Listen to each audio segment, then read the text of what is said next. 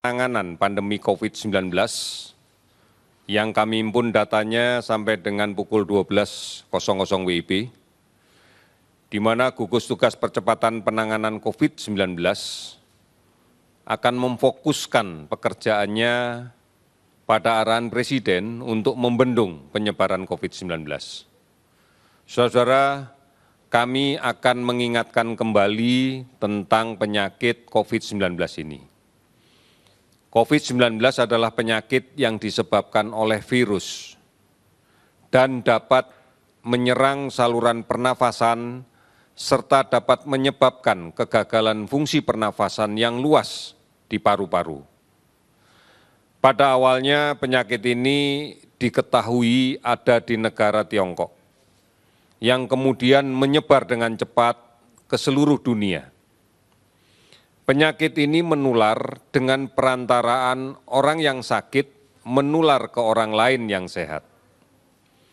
Penularan terjadi melalui virus yang ada di dalam dinding saluran pernapasan orang yang sakit, yang kemudian tersebar keluar pada saat orang itu berbicara, pada saat orang itu batuk, pada saat orang itu bersin, bersamaan dengan keluarnya percikan-percikan cairan yang dari hidung dan mulut yang sangat kecil ukurannya, yang kita sebut dengan droplet. Droplet inilah yang menyebar dan bisa terhirup langsung oleh orang sehat atau mencemari benda-benda yang ada di sekitarnya. Yang kemudian benda yang tercemar itu secara tidak disadari terpegang tangan oleh orang lain atau digunakan langsung oleh orang lain untuk makan, minum, tanpa dicuci dengan baik. Inilah rantai penularan dan inilah yang harus diputuskan. Oleh karena itu, saudara-saudara sekalian, upaya untuk mengatasi COVID-19 ini adalah dengan memutuskan rantai penularannya. Diawali dengan upaya yang keras untuk segera menemukan sumber penularnya, yaitu orang yang sakit.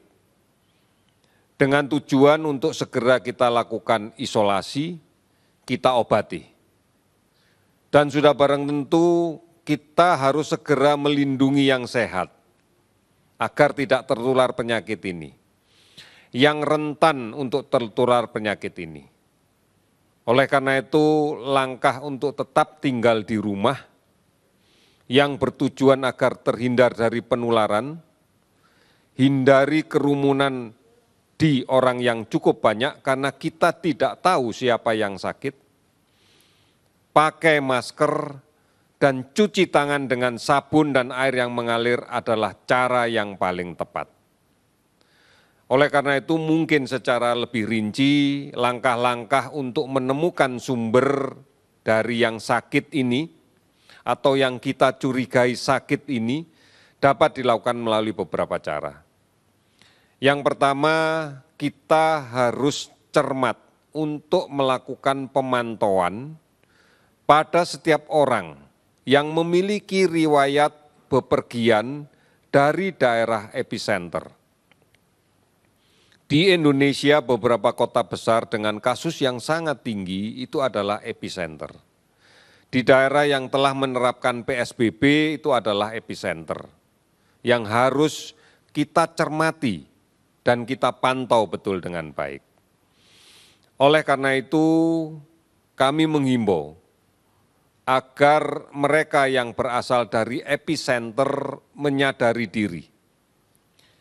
Meskipun tidak ada keluhan sakit apapun, atau keluhan sakit yang ringan, sakit batuk kadang-kadang, demam tidak terlalu tinggi, yang kesannya adalah tidak sakit. Harus betul-betul menyadari, karena berpotensi untuk membawa virus ini. Oleh karena itu, manakala akan bepergian dari satu tempat ke tempat lain, meskipun masih berada di daerah epicenter itu, setidak-tidaknya harus melakukan isolasi diri selama 14 hari, dengan tetap di rumah, dengan menggunakan masker dan tetap menjaga jarak secara fisik manakala berkomunikasi dengan orang lain. Kemudian langkah yang kedua yang kita lakukan dalam rangka untuk mencari sumbernya adalah melakukan penelusuran kontak dekat dari setiap pasien COVID-19 yang sudah terkonfirmasi positif, yang mungkin sedang dirawat di rumah sakit atau mungkin yang sedang melaksanakan isolasi mandiri. Sudah terkonfirmasi positif ini adalah hasil dari pemeriksaan PCR dengan real time yang kemudian dinyatakan hasilnya positif. Ini harus dilakukan karena ini yang berpotensi untuk menjadi sumber penularan di tengah masyarakat. Berikutnya adalah langkah-langkah yang bisa kita lakukan untuk mencegah tertular COVID-19. Yang pertama, tetap tinggal di rumah. Karena kita tidak pernah tahu siapa orang di luar rumah yang membawa virus. Banyak sekali orang tanpa gangguan membawa virus, di dalam tubuhnya ada virus, tetapi tidak ada keluhan sama sekali.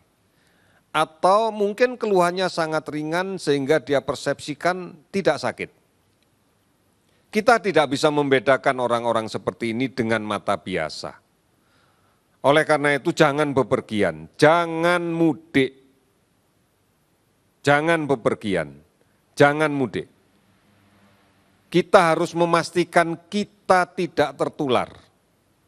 Atau malah mungkin kita yang menjadi sumber, kita tidak menularkan ke orang lain. Perjalanan yang kita lakukan kalau terpaksa dilakukan belum ada jaminan aman dan tidak ada yang memastikan aman.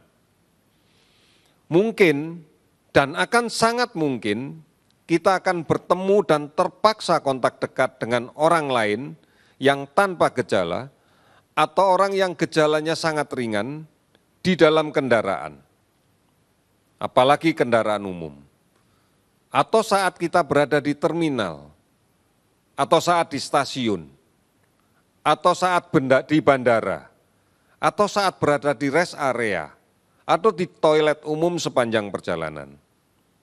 Ini yang harus kita sadari. Karena disinilah ruang yang paling memungkinkan kita untuk tertular. Atau kalau kita sendiri yang menjadi sumbernya, menularkan ke orang lain. Manakala kemudian ini harus menyebar ke keluarga kita yang memiliki kerentanan di kampung halaman, di rumah kita, atau di tempat lain, maka mereka inilah yang nanti akan jatuh dalam kondisi sakit yang berat. Kemudian, untuk mencegah tertular lagi, gunakan masker. Gunakan masker jika terpaksa keluar rumah, batasi waktunya, secepat mungkin dan sesingkat mungkin di luar rumah. Hindari kerumunan orang. Jangan menggunakan kendaraan umum yang sudah penuh sesak penumpangnya. Segera pulang kalau semuanya sudah selesai. Sesampai di rumah, lepas masker. Cuci tangan dengan sabun dan air yang mengalir. Setelah itu, gunakan masker yang baru. Kita harus melindungi kelompok yang rentan. Apalagi memiliki penyakit yang sangat memungkinkan untuk menjadi semakin berat manakala terinfeksi COVID-19.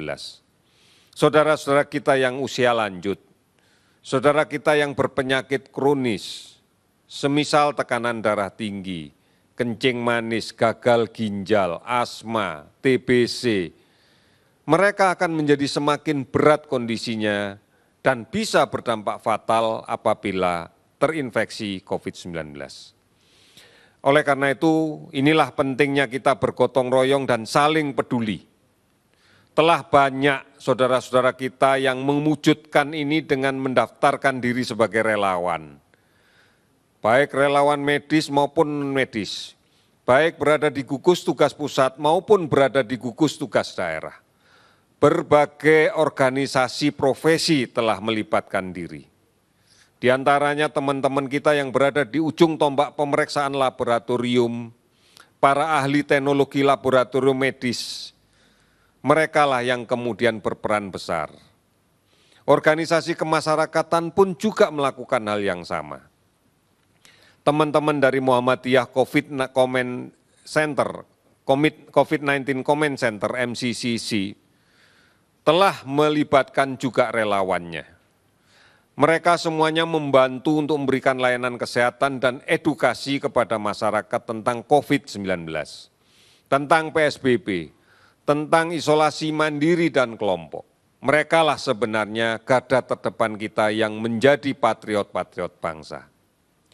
Di tingkat desa pun telah banyak desa, kelurahan, nagari yang sudah membentuk relawan desa, yang terkoordinasi dengan aparat desa, dengan tokoh masyarakat, tokoh agama, dengan Babinsa, dengan Babin Kantipmas, dengan bidan desa, untuk secara bersama-sama membangun desa, menjadi benteng pertahanan COVID-19 yang mandiri dan efektif yang berbasis pada kekuatan masyarakat sendiri. Oleh karena itu, saudara-saudara sekalian, tetap ikuti berita dan informasi tentang COVID yang benar. Telah cukup banyak akses yang bisa didapatkan oleh masyarakat untuk mendapatkan berita ini. Baik di dalam situs resmi covid19.go.id, di hotline 119, di WhatsApp COVID-19, di Hello Kemkes, di aplikasi online dan lain-lain, dan telemedicine lain, maupun dari siaran TVRI dan RRI yang disebarluaskan secara nasional. Ini yang penting untuk kita pahami. Sampai dengan hari ini, data yang akan kami update dan kita menginformasikan sebagai berikut.